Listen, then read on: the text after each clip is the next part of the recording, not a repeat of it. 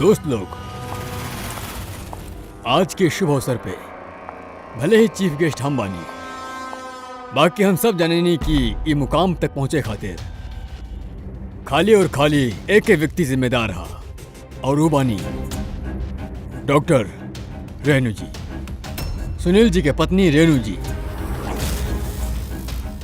ये हॉस्पिटल के 10 साल पूरा होकर के शुभ अवसर पे हमके आमंत्रित करे खातिर जब रेणु जी फोन कैनी तो हम उनसे यह कहनी कि चुनाव प्रचार तो होती ही रही, बाकी आज के शुभ अवसर पे इनके शुभकामना देवे खातिर हमके आवे के ही रहा, और हम आ गए। और हम डॉक्टर रेणु के ही विनती करब वो आके अपन हाथ से दिया जलावे, और हमने यह प्रार्थना करब कि रेणु जी और सुदीप जी ऐसे ही हमेशा लोगन के सेवा करते रहे और ये हॉस्पिटल के नाम यह तरह रोशन होकर रहे।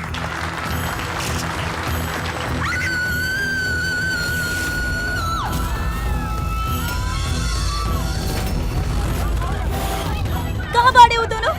बताओ हमरा के। जवाब देना तो गोली मार दे। जवाब दा, कहाँ बाड़े हो दोनों, ना तो हम गोली मार दे। जवाब दा।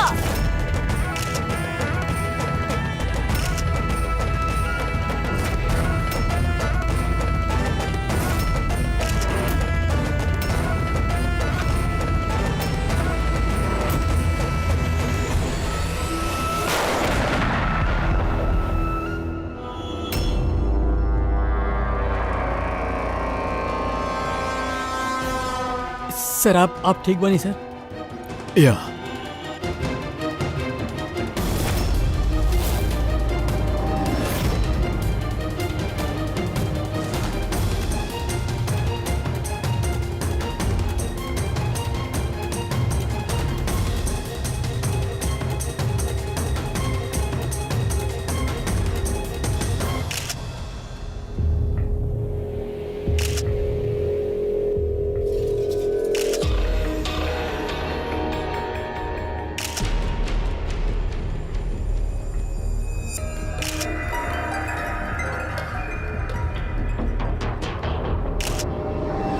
आपके मतलब बा कि औरत आपके तरफ गन पॉइंट करके रख ले रहल और जैसे ही ट्रिगर दबाइलस गन ब्लास्ट हो गई और ही मर गई। यह बाना कहे के मतलब? हम यह तो कहता नहीं।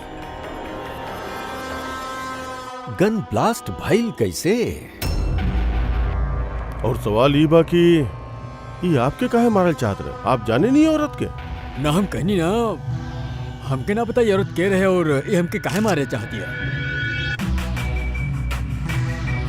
समझ में नहीं ख्याल सर, ये आयल रहल मंत्री जी के मारे खातिर और हाँ वो जौन भी हा, बाकी हमार जान बच गई। मिनिस्टर के मारे आयल रहे, जैसा ही ट्रिगर दबैलस हाथ में ही ब्लास्ट हो गई। यही खातिर देखा है करी हाथ और ये चेहरा पूरा तरीके से जल गए। देसी कट्टा, हैंडमेड। सरी कट्टा ऐसे ब्लास्ट तो ना हो गया। हाँ कबो कबो फायर वगैरह मिस हो जाला, बाकी ऐसे ब्लास्ट हो जाए। एक मिनट सर, यहाँ मीडियन वालन में वो एगो लड़का बा, वो यहाँ कुछ रिकॉर्ड कैले बा एकरा में। ये देखिए। कहाँ बाड़े हो दोनों? जवाब देना तो गोली मार दे। बताओ कहाँ बाड़े हो दोनों? जवाब दा, कहाँ बाड़े हो दोनों, ना तो हम गोली मार दे। Oh my God!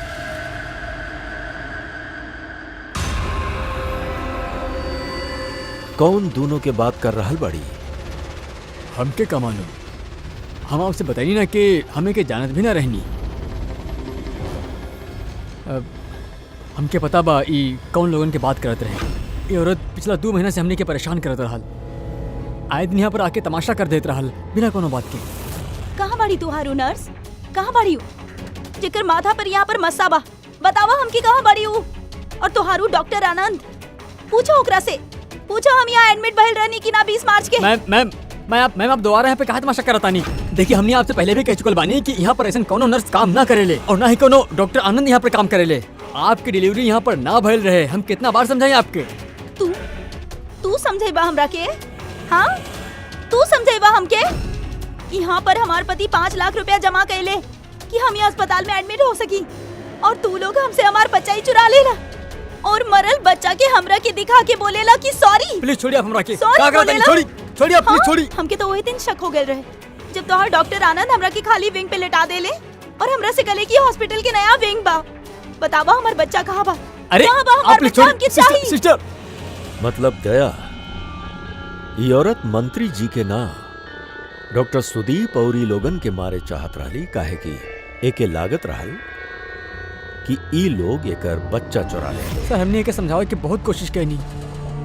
हमने रिकॉर्ड्स दिखाईनी, नर्स लोगन से बात करवाईनी, डॉक्टर से मिलवाईनी, बाकी वो माने खातिर तैयार ही ना रहे। कौनो तो वजह होखी जे वो ऐसन बोलत रहल। मालूम ना सर। सर वो औरत और ओकर पति ई हॉस्पिटल में कबो आइल ही ना। अगर वो औरत हॉस्पिटल में एडमिट रहत तो 5 लाख के खर्चा होती नहीं के सर। हमने के हॉस्पिटल में सब चार्जेस बहुत रीजनेबल बा, मिनिमम बा सबके खातिर। ये हॉस्पिटल में ये नया विंग कहाँ बा? ऐसन कोनो विंग बा ही ना। पिछला 10 साल से इहे एगो बिल्डिंग बा। कमाल है, इतना सब गलत फहमी कैसे हो सकेला केहू के? हम इनका से कई बार कहले रहनी जाके पुलिस स्टेशन में कंप्लेन लिखवा दा, बाकी ये कहले कि रहे दा। का पता रहल कि औरत इतना बड़ बखेड़ा खड़ा करी। अगर ये औरत यहाँ पे खाली अपन बच्चा खातिर आयल रहे तो फिर वो दोनों कहाँ बाड़े, काहे पूछत रहे? ये दूसर का के है? का फर्क पड़ेला? अच्छा बना ये कोनो पॉलिटिकल कॉन्स्पिरेशन नहीं खे। आप लोगों के काम आसान हो गई। काम आसान नहीं खे भैल मंत्री जी, काम अब मुश्किल हो गई बा।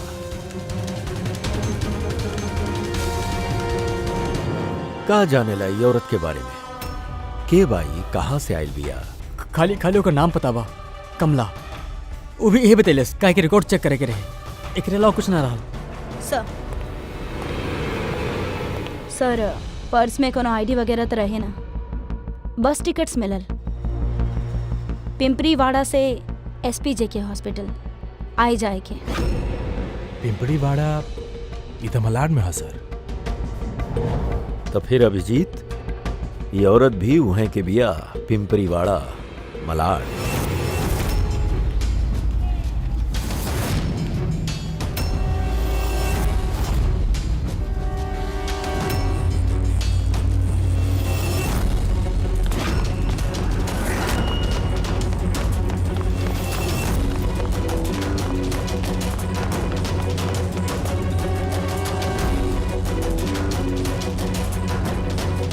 के बाड़ा तू लोग? कमला के काहे पूछा ताड़ा?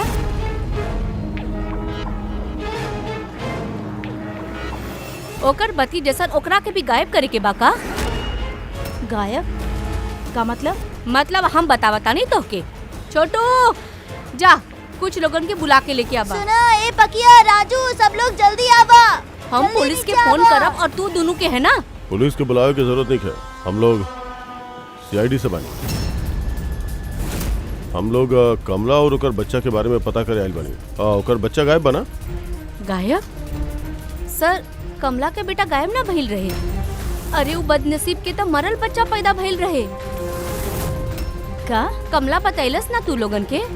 ना आप अभी कहत रहनी कि ओकर पति गायब बा, तब का गायब बा? बहुत ही खराब नसीबा साहब कमला के।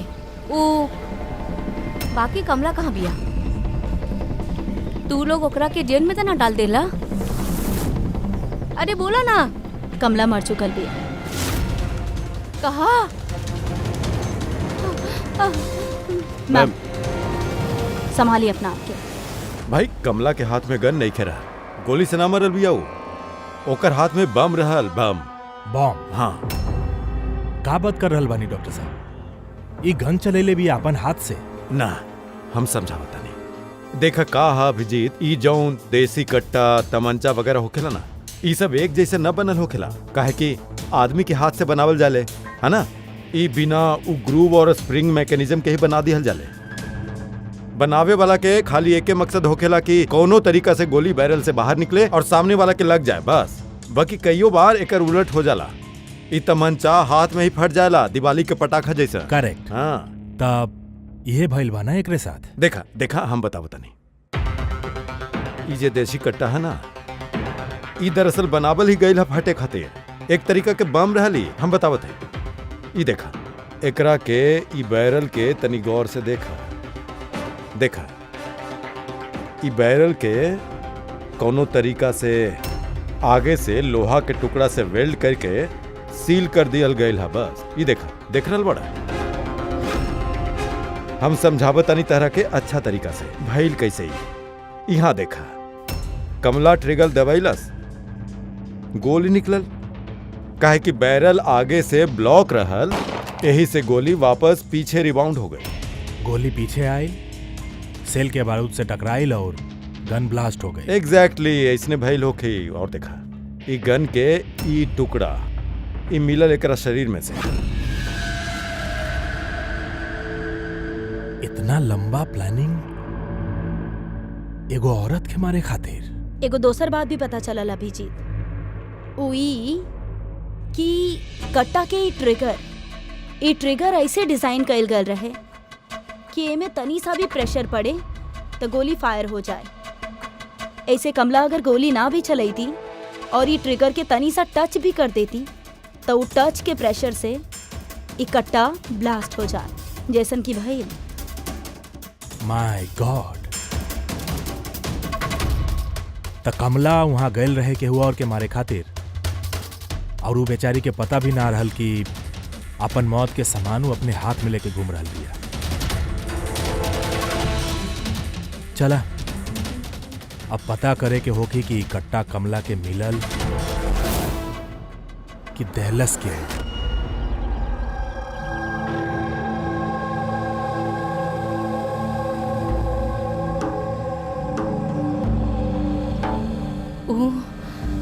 कमला जब 3 महीना पेट से रहली तब यहाँ रहे आयल रहे विराज के साथे। वो सोनाली बिया ना, ओकर बाजू वाला खोली में रहत रहली। विराज बहुते अच्छा पति रहल, कमला के बहुते ख्याल रखत रहल ताकि ओके और ओकर बच्चा के कोनो तकलीफ ना होखे। बाकी इतना सब कैला के बाद भी वो बेचारी कमला के बच्चा मरल पैदा भइल रहे। ये सब पे ओकर विश्वास ना भइल रहे। कमला बेचारी रोवत रहल, बहुत रोवत रहल, और रोवत समय खाली एक के बात कहत रहली, हम बच्चा के आवाज सुनली हा, हम बच्चा के रोवे के आवाज सुनली हा। ऐसन हो ही न सकेला। वो माने के तैयार ही नहीं खे रहली। वो मरल बच्चा के जन्म देहलस हा, और मान में लेत कैसे माँ जे रहली।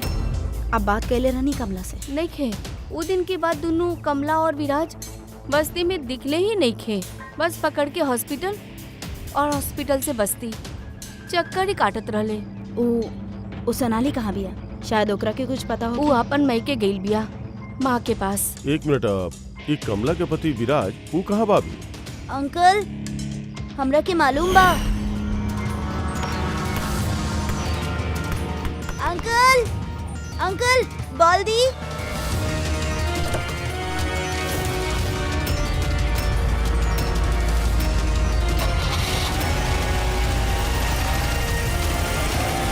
गाड़ी के नंबर देख ले रहनी आप, बट तो नंबर प्लेट तो रही ही ना। अच्छा, कब उठा के गए रहले वो लोग विराज के? 2 हफ्ता पहले। अच्छा, आप कहत रहनी कि कमला और ओकर पति विराज ये दोनों हॉस्पिटल जात रहले शाम के? हाँ साहब, दोनों जात रहले। कमाल है। ये कहत रही कि कमला और ओकर पति विराज हॉस्पिटल जात रहले, और हॉस्पिटल वाला के कहना बा कि जाने ले बिना कि विराज के पास वो डॉक्टर झूठ बोल रहल बा का? सर, विराज के किडनैप होखल और फिर कमला के मर्डर होखल, इस सब कुछ उतना सीधा नहीं खे जितना कि हमने के लागत है। सुधरता ही आप हमनी के कमला के घर तक ले जा सके नहीं?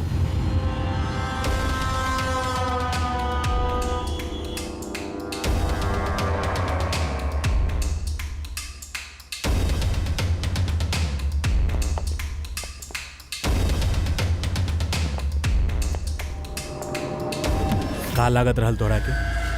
बच के निकल जाए हमसे हैं?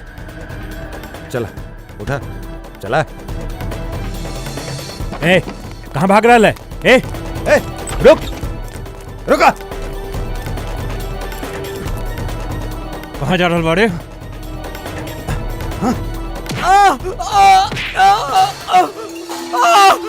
कहीं लागल तो नहीं के? हम ठीक बानी साहब। साहब बोली साहब, आपको क्या जानकारी कि चाहिए? कोनो देसी कट्टा बनावे वाला के जानेला? पिपड़ी वाला या ओकरे आसपास? हाँ साहब, एक आदमी है जौन पहले कट्टा बनावत रहे। बाकी पता ना सर अब बनावेला के ना, कहा कि काफी टाइम हो गइल बा। बाकी अभी भी सर रहेला ओहिजा ही सर। अमृत भाई नाम बा ओकर सर। अमृत नाम? जी। एड्रेस मालूम है ओकर? हाँ सर, पिंपरीवाड़ा के दूसरी गली में तीसरा नंबर गाला होकर, पब्लिक टॉयलेट के सामने से।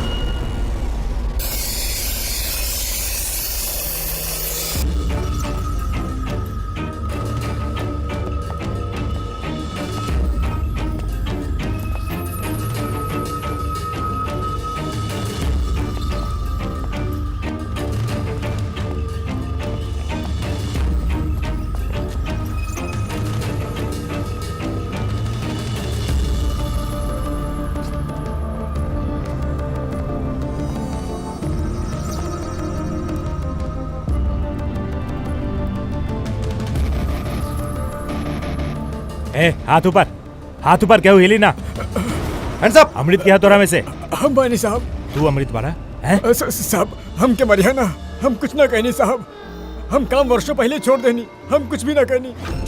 का बोल तू? तू काम बरसों पहले छोड़ चुकल है? हाँ साहब। कौन काम? वो कट्टा बनावे वाला? हाँ साहब। साहब हम वर्षों पहले बंदूक बना के बेचत रहनी।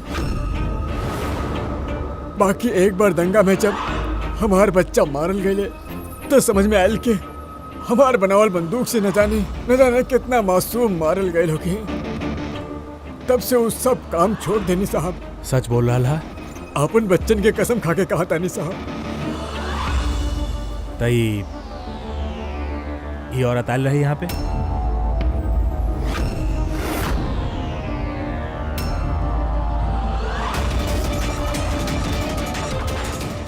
हाँ आयल रहे साहब, आयल रहे। का करे आयल रहे? कट्टा खरीदे खातिर और हमें के कट्टा ना देनी। हम अपन बच्चन की कसम खा के कहा तानी कि हम कट्टा ना देनी साहब। अच्छा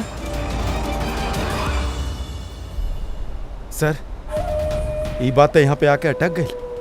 हाँ यार, अगर कमला के ही कट्टा ना देलस तो कट्टा मिलल कहाँ से ओकरा के? ई है कमला के खोली। ठीक बा, एगो रिक्वेस्ट बा आपसे। जब भी सोनाली अपन माँ के घर से वापस आ जाए, आप ओकरा के हमने के पास ले आए। शायद कमला के बारे में ओकरा कुछ पता हो। हाँ, लेके आई। Thank you. Thank you.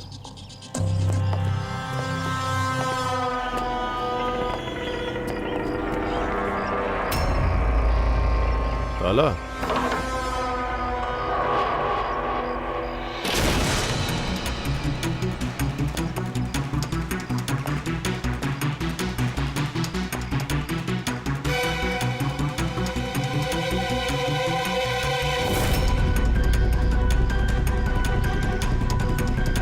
कितना प्यार से वो एक एक सामान अपन होके वाला बच्चा खातिर इकट्ठा कैली सर। ओकरा लागत रहे कि ओकर बच्चा जिंदा बा और डॉक्टर ओकरा से झूठ बोले रहले।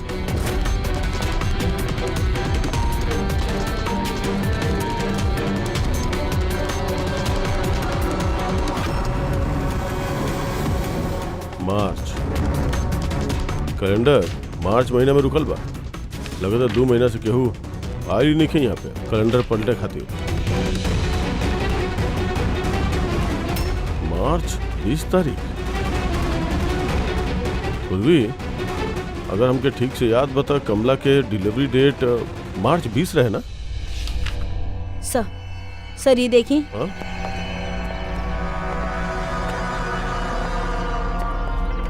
सर ये देखिए, ये सब काहे? बाकी कमला तो एकर मतलब हमनी के जे कुछ भी सोचत रहनी सब गलत रहे। स्पोर्ट्स कॉम्प्लेक्स के इनॉग्रेशन खातिर पहुंचले मिनिस्टर मुकेश आपन बेटी के साथ आपन पार्टी में जोश फूंकत मिनिस्टर मुकेश सर अब तक हमने के लागत रहे कि कमला डॉक्टर सुदीप के मारे चाहत रहे, काहे कि ओकरा के लागल कि डॉक्टर सुदीप ओकर बच्चा चुरेले बाड़े और ओकरा से झूठ कहले कि ओकर मरल बच्चा पैदा भइल बा। बाकी सर ये फाइल तो पूरा केस पलट के रख दिला सर। हमनी सोचत रहनी कमला डॉक्टर सुदीप के मारे चाहत रहा, जबकि कमला मारे चाहत रहली मिनिस्टर मुकेश के। समझला? मतलब सर ई कमला के बच्चा एसपीजे के हॉस्पिटल और मिनिस्टर मुकेश इनकर आपस में कोनो न कोनो कनेक्शन बा। तब तो ये पहले पता करे के पड़ी कि सर कमला के डिलीवरी कौन हॉस्पिटल में भइल रहे और बच्चा जिंदा भी बा कि ना। और कमला एक्चुअली मारे केकरा के चाहत रहे, डॉक्टर के कि मिनिस्टर के। और फिर ई भी कि कमला के कौन उ गन देहलस, उ कट्टा। सर उ हमार खबरी लागल बाड़े पता लगावे में कि कमला के उ कट्टा के देले रहा। सर एगो और चीज पता करे के हा सर, ई कमला के पति विराज के किडनैप के कैलास। सर कहीं ऐसा तो नहीं कि ओकरा कुछ पता चल गई रहे कोनो राज के बाद। हो सकेला एगो काम कइल जाओ, विराज के तस्वीर पूरा शहर में सर्कुलेट करा और अभिजीत तू जाके मंत्री जी मुकेश से मिला। आप लोगन के एक के बाद कितना बार समझाओ कि होके ऑफिसर, हमें औरत के अपन जिंदगी में पहले कबो ना देखनी और का लेना देना हो सकेला ओकरे साथ हमारा। आप लोग समझे की कोशिश काहे ना करता नहीं।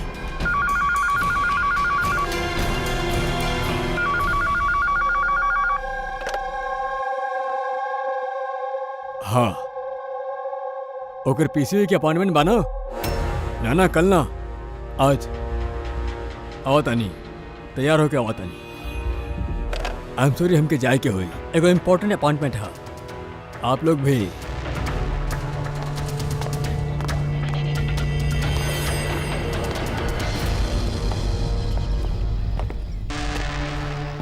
पीसीवी, ये पीसीवी यह बोलत रहे फोन पे मिनिस्टर साहब। हाँ सर वो उनके पार्टी के कुछ होके पॉलिटिकल चाहे पता ना कन्वेंशन। हमने पढ़ले बानी पीसीवी। पीसीवी ये न्यूमोकोकल कंजकेट वैक्सीन, न्यूबॉर्न बेबी के ही वैक्सीन दिया जाले। न्यूबॉर्न बेबी मतलब मंत्री के बेटी भाई? ना ना मंत्री जी के नहीं के, मंत्री जी के बेटी के। हम हाल ही में पढ़ले रहनी उनकर बेटी के डिलीवरी भइला।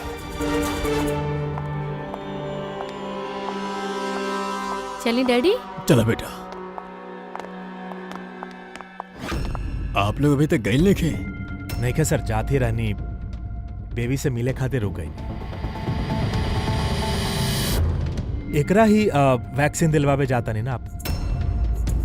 सर पोता है कि पोती? सर इहो भी एसपीजे हॉस्पिटल में पैदा भइल रहे ना? ऑफ कोर्स पंकज, का बात कर रहा बाड़ा? तबे तो मंत्री जी गए रहे अस्पताल के फंक्शन में, है ना सर? हाँ तो कुछ ना सर, ऐसे ही। सर एकर बर्थडे कब है? पंकज ये पीसीवी वैक्सीन जवन हा जन्म के 2 महीना बाद दिहल जाले, तो वो हिसाब से देखल जावे तो एकर बर्थडे मार्च में होगी, राइट सर? ज्यादा होशियार बनने की कोशिश ना करा और अब कोनो सवाल पूछे के होके तो वारंट लेके आई हा। अब जात बड़ा यहाँ से या फिर नहीं खे जा रहल बानी सर, बाकी वापस जरूर आई वारंट के साथ। सर हमनी के शक सही निकलल। एसपीजे के मेमोरियल हॉस्पिटल, कमला के बच्चा और मिनिस्टर मुकेश, तीनों में कनेक्शन बा। मिनिस्टर मुकेश के बेटी वह हॉस्पिटल में एडमिट भइल रहे मार्च में। वह हॉस्पिटल में? यस सर, खाली इतने ना, उनके डिलीवरी के डेट्स भी सेम है, कमला के भी और मिनिस्टर मुकेश के बेटी के भी 20 मार्च। का?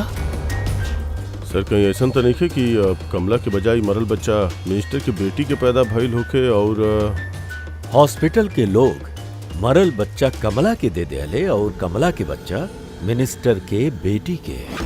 बाकी सर पहले ही साबित करे के होगी कि ई कमला वहाँ एसपीजे के हॉस्पिटल में एडमिट रहे। सर अगर कमला वो हॉस्पिटल में गए रहली तो सीसीटीवी फुटेज में जरूर आयल हुई। आप कहीं तो हम 20 मार्च के फुटेज मंगवा ली। मंगवाला सीसीटीवी फुटेज। सर, डॉक्टर सुदीप और उनकर पत्नी। हेलो हेलो सर। सर। का बात है आप लोग यहाँ पे? सब एमे पिछला 3 महीना के सीसीटीवी फुटेज बा। हमने कोनो भी कीमत पर अपन हॉस्पिटल के रेपुटेशन खराब ना होके दे सकेनी सर। हमने के 10 साल के मेहनत बा सर, प्लीज। ऐसे सर हमने खुद से सब कुछ क्लियर कर देवे के चाहत रही। आप खुद चेक कर ली सर। तो इमे तो उ दिन के भी फुटेज होगी जब मिनिस्टर मुकेश के बेटी एडमिट भइल रहे 20 मार्च के। जरूर होगी सर। थैंक यू वेरी मच। आप लोग जा सके। Thank you sir.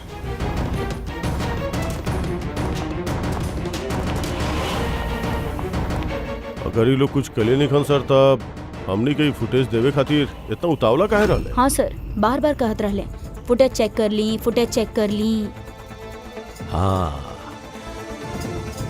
फुटेज तो हमने देखल ही जाई।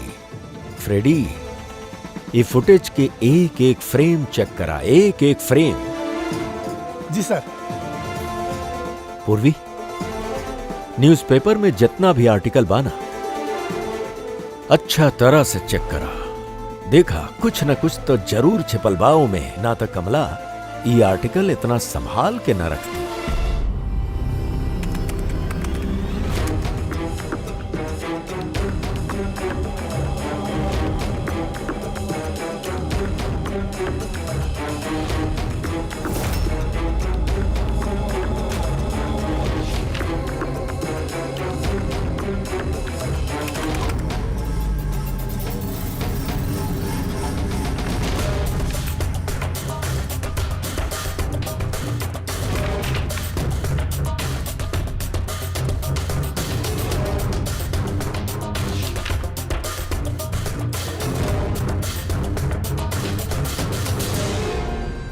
सर, हम पूरा फुटेज 2 बार आगे पीछे कह के देख लेनी। कमला हॉस्पिटल में ना तो आइल ना गई, ना 20 मार्च के और ना ही कोनो और तारीख के।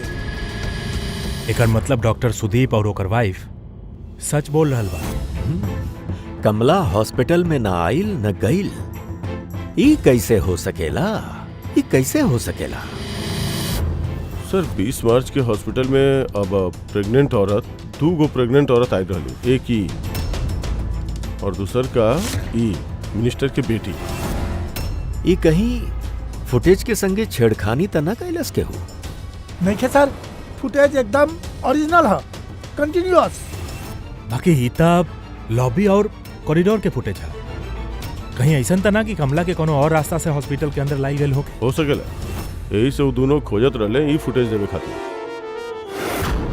ई मिनिस्टर के बेटी कंबल ओढ़ के काहे आयल बिया, और वो इतना गर्मी के सीजन में? सच छुपावे खातिर सर। सच छिपावे खातिर? कैसन सच? सर ये देखी, ये फोटो देखी। स्पोर्ट्स कॉम्प्लेक्स के इनॉग्रेशन के फोटोग्राफ है। हाँ सर, हम जब ये फोटो के दोबारा चेक कईनी तो हमार नजर एक डेट पे गई 28 फेब। 28 फेब मतलब डिलीवरी से ठीक 20 दिन पहले। एग्जैक्टली सर। सर मिनिस्टर के बेटी के पता ना रहल कि फोटो लिहल जा रहल बा और ये सच सामने आ गई। हाँ, खुला दिख रहा बा। मिनिस्टर के बेटी के पेट तो एकदम फ्लैट बा, प्रेग्नेंट होइए ना सकेली। हाँ सर, 8वां महीना में इतना फ्लैट स्टमक होखल इम्पॉसिबल बा। पर सर मिनिस्टर के बेटी के हमनी देखनी वो बच्चा जौन है वो बच्चा कमला के होखी अभिजीत, बच्चा कमला के।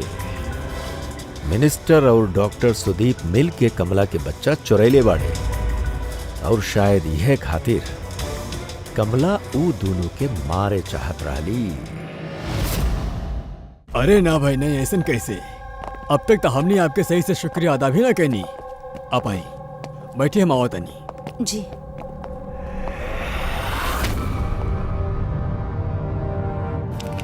आप फिर से? सर आप वारंट मांग ले रहनी ना सर, इली। एगो बात बताई मिनिस्टर साहब, जब आपके बेटी मार्च महीना में प्रेग्नेंट रहल ही नहीं की तो 20 मार्च के वो डिलीवरी कैसे कैला? डॉक्टर साहब आप लोगन के तो अवार्ड मिले के चाहिए। ऐसा चमत्कार कैसे कर ले बेले अपन हॉस्पिटल में आप लोग हैं? अब आप लोग सच बताइबा कि हम सर इनका प्लीज सब सच सच बता दी, वरना ये हमने के हॉस्पिटल के रेपुटेशन सब बर्बाद कर दी है। प्लीज सर। देखियो बच्चा हमारी बेटी के ही है, बाकी हमारी बेटी बच्चा के माँ नहीं है। हैं? एकर का मतलब? देखिए कोनो मेडिकल कॉम्प्लिकेशन की वजह से मिनिस्टर सर के बेटी नेचुरल तरीका से माँ नहीं के बन पा रहा बिया, ऐसे वो दूसरा औरत की हेल्प लेनी। मतलब सरोगेट मदर? जी हाँ, बाकी हमने सब कुछ लीगली के ले बानी, कोनो भी गलत काम ना के ले बानी। तो फिर ये बात आप लोगन के पहले बता देवे के चाहत रहे, ये छिपावे के जरूरत का रहा? कहे कि आप लोग पॉलिटिक्स ना समझे ले। अगर ये बात के पता ऑपोजिशन के लग जात तो ऑपोजिशन हर गलत तरीका से ये बात हमारा खिलाफ इस्तेमाल करत। ऐसे हमने ये बात अब तक सीक्रेट रख ले रहनी, बाकी अब चाहे तो हमने आपके डीएनए टेस्ट के सैंपल दे सके, नहीं आप खुद जाके ओकरा के ना डीएनए टेस्ट के कोनो जरूरत नहीं है। Mansi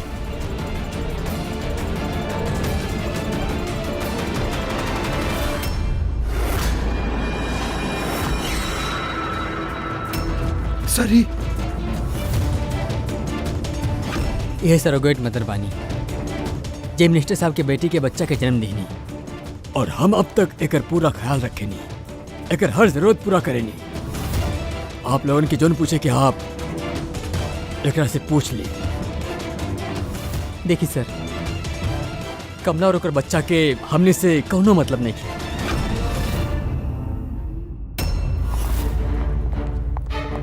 sir I.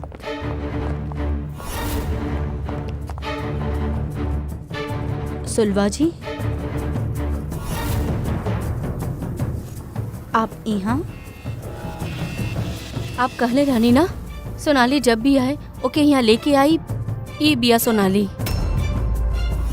आप बता सके नहीं कि कमला के वो गन के दे ले रहे?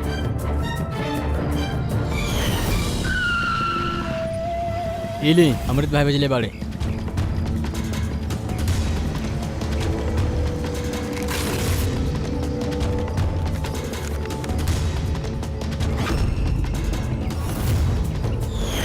हमरा के तो बहुत डर लागत रहे साहब।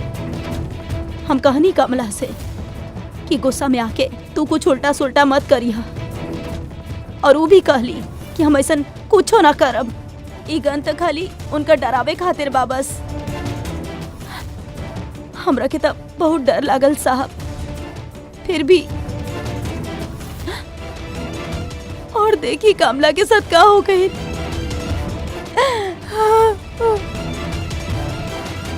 संभालिए अपना।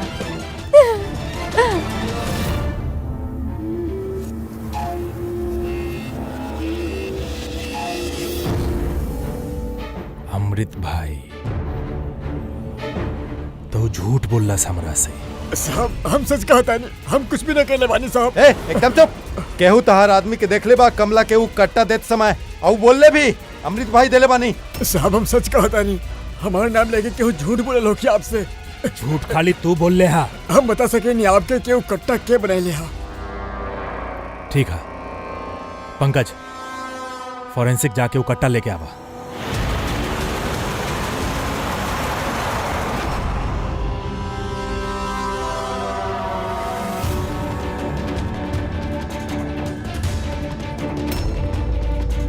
का सुंग रहल बड़ा? साहब कट्टा बनावे वाला कारीगर के तेल के आपन पसंद होखेले। उ जौन बंदूक में लगावेले, केहू राई के तेल लगावेला त केहू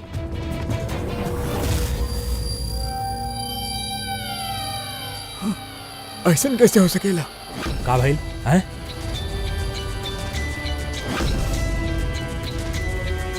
अरे का भाई बोलना।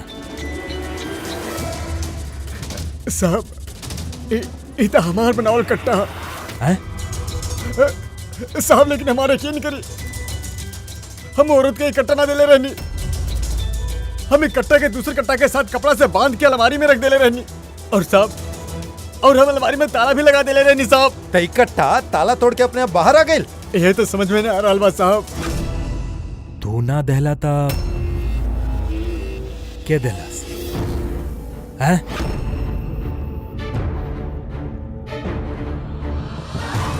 ए रुक। सट्टू तू साहब गोली मत मरिया साहब। चल साहब हम के ना मरिया साहब। तू बाड़े हो हैं?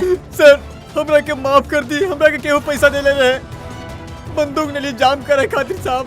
का पैसा के देले रहले? सर ये आप लोग हमरा से पूछ रहा बानी। का मतलब साहब आप लोग इतना उकर पोस्टर पूरा शहर में लगेले बानी। पोस्टर हमनी के कर विराज के उहे कहता पोस्टर पूरा शहर में लागल है साहब। साहब वो हमरा से कहले रहे कि कट्टा हाथ में फट जाए के चाहिए। मतलब इस सब के पीछे ही विराज के ही हाथ है। हाँ अभिजीत ही वह जरूर। सर ये हमार पति बा, हमार पति बा, हमार पति बा, हमार पति बा, हमार पति बा, हमार पति बा, सर ये हमार पति बा। एक मिनट अब खाता नहीं ना। का हो रहा है भाई? सर ये रजनीश बा हमार पति। ना सर ये झूठ बोल रहा बिया। तू चुप करा। ये हमार पति बा। हमार पति के तू अपना पति कैसे कह सकेलू? सर 5 साल हो गए हमनी के शादी के। झूठी कहीं के सबके सब। सर ये दोनों के दोनों झूठ बोल रहल बाड़े। तोहर हिम्मत कैसे पहले हमार पति के अपन पति कही गए? ये हमार पति अनुज बाड़े। और हाँ तो लोग ज्यादा बोलू ना तो हम तो नहीं के छोड़ब ना। सीरियसली का कर लेबू तो? एक तो हमार पति के अपन पति कह रहल बाड़ू, ऊपर से हमार पति आई। ए वो हमार पति बाड़े। हम करे ना। अरे हमार पति बाड़े। चुप प्लीज चुप। सीआईडी ब्यूरो बा तोनी लोगन के घर ना। सर यहाँ एगो न मिल रहा है। यहाँ तो इतना सारा एक के पीछे पड़ल बाड़ी। मिलल तो मिलल, बाकी इतना सबके संभाले ला कैसे? अरे हमरा से तो एक के ना संभले ले। 17 औरत बाड़ी सर। इस सबके पति के नाम अलग अलग बा, बाकी आदमी एक ही गो बा। ये विराज। Clear story. शादी, प्रेगनेंसी, मरल बच्चा होखल और फिर गायब। और ये विराज के पत्नी बेचारी कमला न जाने अपन बच्चा खातिर कैसे कैसे ना लड़लू। ओके का पता ओकर पति ही विराज ही ये पूरा रैकेट में शामिल बा। बाकी सर ये रैकेट का है? न्यू बॉर्न बेबीज के ट्रैफिकिंग, नवजात बालकन के ट्रैफिकिंग फ्रेडी। नया नया बच्चा जन्मल उनके बेचल जाला, खरीदल जाला ऊ लोगन के जेकरा के बच्चा ना होखेला ऊंचा दाम। ये सारा गेम विराज अकेला तो ना कर सकेला सर। केहू तो एकरे ऊपर बा जौन ई सारा खेल खेल रहा बा।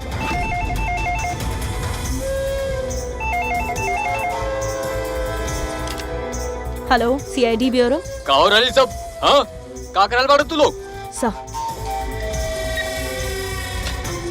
बोला। पूरा शहर में हमार जीजा के फोटो का छपैले बाड़े। वो कोनो चोर नहीं खे। का कहले बानी हमार जीजा जी? ये विराज तोहार जीजा बा? और न तका विराज नाम नहीं क्यों उनकर नाम बा अभिषेक। कहाँ बाड़े वो अभी? बच्चा होके वाला बा हमार बहन के आजकल में। तब बहन के साथ में ही हुई है ना। तो फिर तोहार बहन और तोहार जीजा बाड़े कहाँ यह बखत? नासिक में। और कहाँ रही है? नासिक।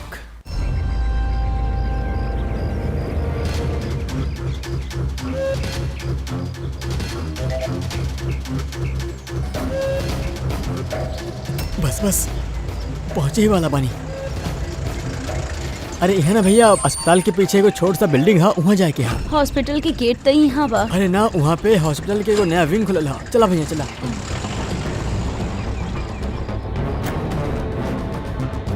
संभाल के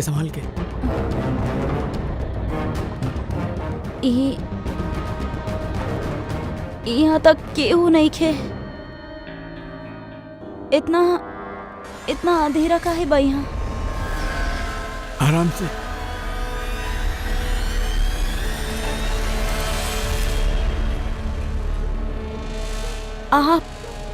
आप हमरा के सीधा ऑपरेशन थिएटर में काहे ले आईनी? अरे डॉक्टर पहचान के बारे, तू घबरावा ना। बतावा हमके कहाँ बाऊ? तोहारू डॉक्टर आनंद कहाँ बाड़ी? तोहारू नर्स जेकर माथा पर यहाँ पर मस्सा बा। हेलो, हम डॉक्टर आनंद। अब यहाँ इतना अंधेरा काहे बा? और केहू बा भी ना यहाँ? एक्चुअली नया विंग है, अब यहाँ के काम चल रहा बा। तू चिंता ना करा, डॉक्टर आनंद एकदम एक्सपर्ट बाड़े। देखा तो एगो छोट सा प्यारा सा नन्हा सा बच्चा के जन्म देबू, और वो बच्चा तू बाहर बेच देबा और कृपा से कहबा कि वो मरल बच्चा के जन्म देहली काहे बाना विराज का तो के विराज कहीं या कि अनुज या पीटर, बतावा जल्दी। रुक जाओ। तू ठीक बाड़ू? संभाला अपने आप। चल यहां बैठ जा। ए!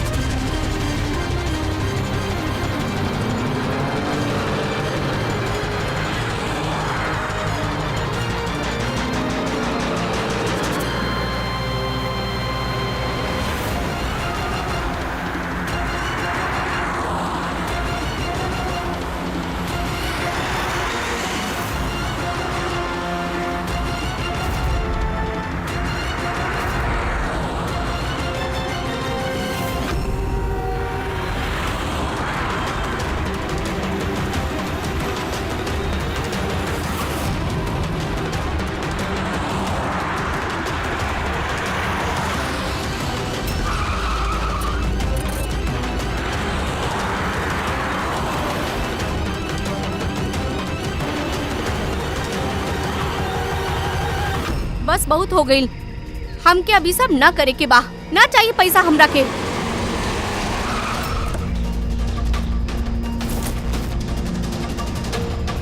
और न तका, अगर पुलिस हमनी के पकड़ ले तो जिंदगी भर हमनी के जेल में सड़े के पड़ा। बेवकूफ लोग, एक काम ठीक से ना होखेला तोहनी लोग से। आज तोहनी लोग की वजह से हमार बरसों के बनल बनावल बिजनेस चौपट हो जात। जाहिल कहीं का। हम लोग डर गए लेनी मैम, कहाँ करती? सीआईडी के लोग पता ना कहाँ से आगे रहले। अरे कुछ ना कर सकेले सीआईडी वाला, उल्लू बाड़े सबके सब हमार पति के जैसन। उनकर आंख के सामने हम उनका उल्लू बना दे ले रहनी, बाकी उनका अब तक समझ में ना आइल। अरे वो तो सिर्फ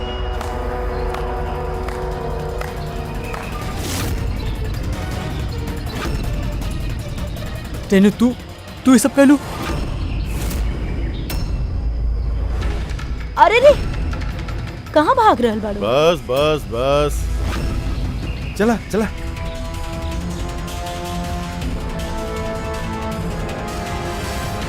का सोच रहल बाड़ू डॉक्टर रेनू कि इतना सब उल्लू दिन में कैसे निकल आइले? हाँ, सही कहले रहलू तू। हमनी के भी अभी तक पता ना चला। तू ही बता दा, कहाँ करत रहलू तू ये सब? हैं? तू लोगन के कैसे पता चलन कि हमनी यहाँ बानी?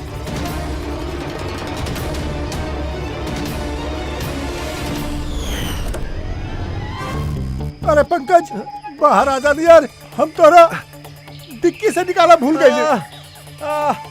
भूल गया, हमारा हालत खराब हो गई, पूरा पसीना पसीना हो गई। नहीं, जब हॉस्पिटल में नया विंग के तरफ विराज कृपा के लेके जात रहे, तब हमनी बाहर ही काला गाड़ी देख ले रहनी, जोरा पे नंबर ना लगल रहे।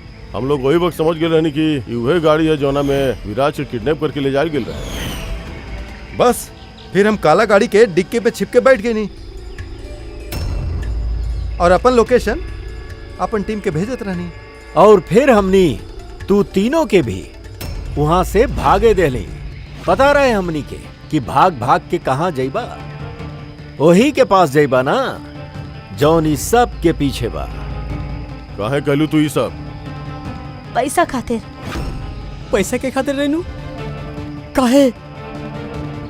तोहरा वजह से, तोहार बेकार के उसूल के वजह से हमके अमीर बने के रहल, पैसा कमाई के रहल। सोच ले रहनी कि हॉस्पिटल के जरिए अपन सपना पूरा करब, बाकी तू बेवकूफी करके अच्छा खासा प्राइवेट हॉस्पिटल के सरकारी हॉस्पिटल बना देले रहल।